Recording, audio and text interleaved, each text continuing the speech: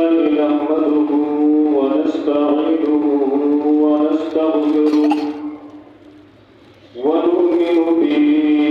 ونتوكل عليه ونعوذ بالله من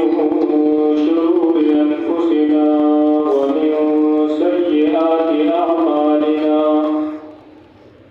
من يهده الله فلا مضل له ومن يضلله فلا هادي له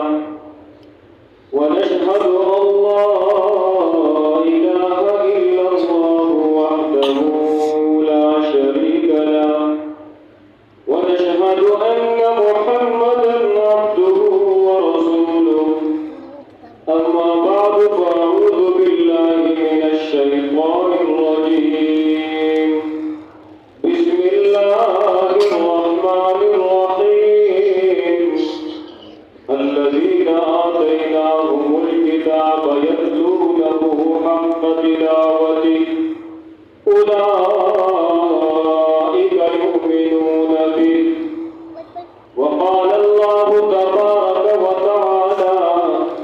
ورتل القرآن ترتيلا قال رسول الله صلى الله عليه وسلم خيركم من تعلم القرآن وعلمه إن الله وملائكته يصلون على النبي يا أيها الذين آمنوا